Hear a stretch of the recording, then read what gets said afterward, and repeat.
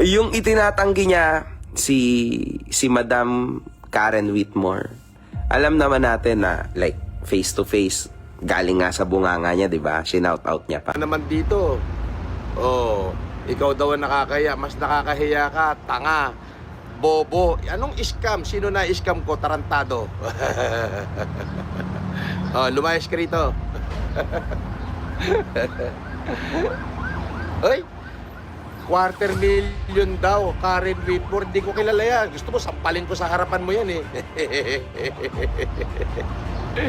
Ah. Di ba? 250,000, kilala ko ba yan? Magbigay nga siya ng litrato na nakita niya ako, magkasama kami o nag-usap kami. Bobo.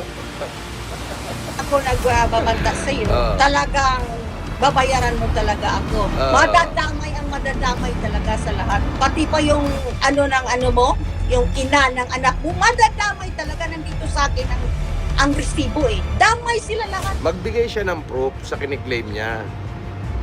Proof na kami nagkausap, na kami magkakilala. Tanga. Ito yung busit na busit ako nung nakita ko to kagabi eh. Ang kapal ng mukha, no? Kasi sabi ni Sir Fujinius dito, inakalang si Norman Mangusin ang kanyang kausap. Ipinahayag ni FFCI President Eduvigues Orito Batalan na handa siyang pakiusapan si Karen Whitmore kaugnay ng kasong isasampa sa pagdating nito sa Pilipinas. So, ito ito yung tinanong din sa akin ng isang nag-PM sa akin, sino daw yung nababanggit na Edeline Ladyaw? Eh kasi si Ma'am Edeline Ladyaw, yan yata yung bagsakan ng pera na pinapadala. Siya. Kaya liable sila. Just imagine pag nagsampa ng kaso si Ma'am Karen Whitmore, I'm so sure hindi lang siya yan. Meron pang sasama sa kanyang iba na magsasampa ng kaso. Ang dami nun. 'Di ba? Ang dami nun, men. Parang sinisingil na kayo ng ginawa nyo nung nakaraan. Ay merong convo dito. Di umano, akala ni Sardong Batalan, si FLM kausap niya dito. Sabi ganun, Dong, si Francis to, kamusta? Okay lang. Napanood mo ba upload ni MG? Oo, boss. Karen. Paano natin ito malulusatan? Magkakaso daw. Di naman direktang nakipag-usap. May mga resibo kasi, Dong. Yun yung mahirap malusutan. Sabi ganun. Sila Ma'am Edith at Kathleen nakipag-usap sa kanya. May mga resibo kasi, Dong. Si Edeline ang sasabit sa kanyang account pumasok. So, ilalaglag nyo si Ma'am Edeline? Ito? Yung pinagpapadalhan ng pera, si Ma'am Edeline Ladyaw. Ito yung minention, di ba, na pinapadalhan ng pera. Kasi sa pagkakaalam ko lang ha, parang naban yata kayo eh. Dahil di ba na-report sa SEC yung FFCI nyo, parang na-blacklist kayo lahat. Tama ba ako? Kaya naghanap kayo ng pagpapadalhan ng pera. Sino ba nagkwento sa akin nun? I think si Mother Rock yata yung nagkwento sa akin nun eh. Si Ma'am Monique Barkman. Na lahat kayo nagkaroon ng problema. Kasi kahit si Sec AC. Yung secretary nyo dati na maganda, si Ma'am Sec AC. Yung naging kapalit ni Sec Yama, di ba? Kasi kasama sa board members yun eh, ng FFCI eh. Lahat kayo na-ban. Lang yung mami, uulitin ko ka, hindi ako ang gumawa niyan, sila yan. Nung unang taon ng pagkakakulong ko, nabuo yan 5 na yan. Pero 2 lang ang dumalaw sa akin. Yan 5 na yan, ang mga pangalan niyan, si Kuraming, si Mami Edith, si Merly Bersheng, si Mami Dakel, at si Mami Milita Kilates. Yun lang yun, tanga, bobo, inutil, sinto. Diyos ko naman, paniniwala ka ba naman niya kay baka gago lahat na lang pwedeng interviewin, i-interviewin niya na. At Lovely J, Gerard Tinana, paring Vincent Sembrania, sa lahat, Salvi Balaoro, Tequiato, Tekla, Nestor Magpantay, Mami Maylin Cabello, lahat, Karen Whitmore, Lorna Rutherford, mami ko sa lahat sa inyo. Lovely J, love you. Malangga, love you. Bay si Mami Maylin Mami Maylin, love you too. Janice, love you. Karen Whitmore, love you. Ma'am This program is brought to you by Boss Francis Leo Marcos. Paki-shoutout mo naman lahat ng mami ko, lahat ng tropa natin mula Canada, USA, palangga ko, shoutout mo rin at lahat ng supporter natin, isa-isay mo pati super chatter. Ikaw na bahala mag-recall ng pangalan na makikinig ako. Sama na basher. Alright, lahat ng mami ni Boss, Mami Selly, Mami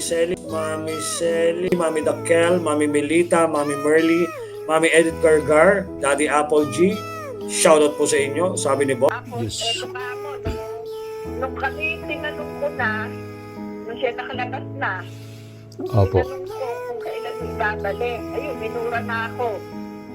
Hayop na po. Minura na niya ako. Oo, tinanong ko kung kailan mo ibabalik yung pera kasi lahat naman yan yung inutang ko lang na may tubo. Ayun, minura na ako. Hayop na po ako. Gusto ko palang tao to. Hindi, anong klaseng tao yan? Nga Kami po. kami naglaka sa kanya ayun, minura pa ako.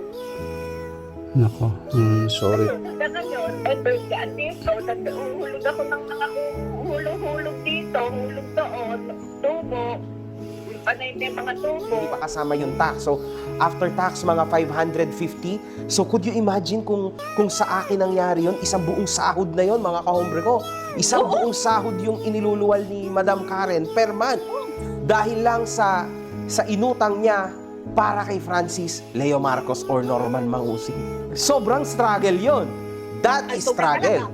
Ito nga ang asawa, nagreklamo na nga. Yung mga wages ko, nandoon na sa mga direct debit. My goodness. Mabuti nga, hindi ako binugbog nito kasi hindi ko sinabi in the beginning, hindi ko sinabi sa kanya nag-loan ako on behalf Nagsinungaling of... kayo. Oo, tapos nga, mabuti nga ito, minahal ako, pag hindi ako minahal ito, bugbog sirado to. Mabuti na lang na. Oo, Grabe. Totoo yan, Nakakahiya ito tuloy. pati tanga asawa ko nadamay eh.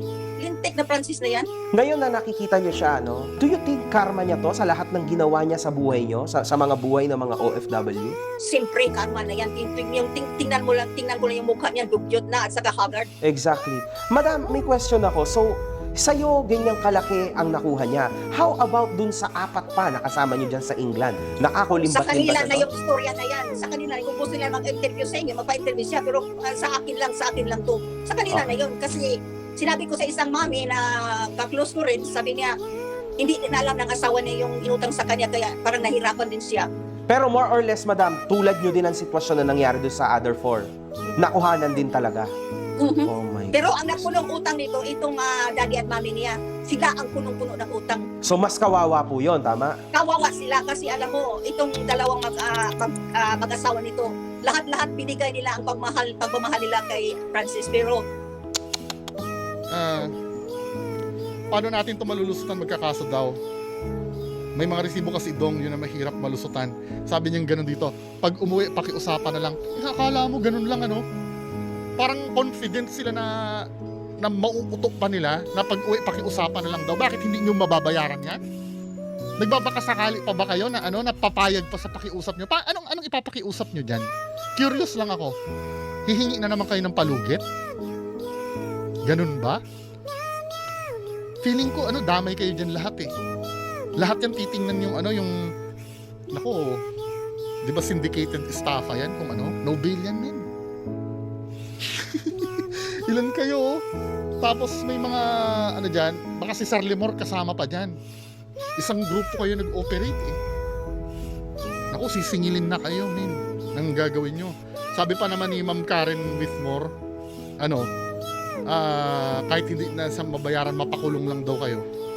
Damay kayo dyan. Alam ko, isa dong batalan, damay ka kasi ikaw yung kausap eh.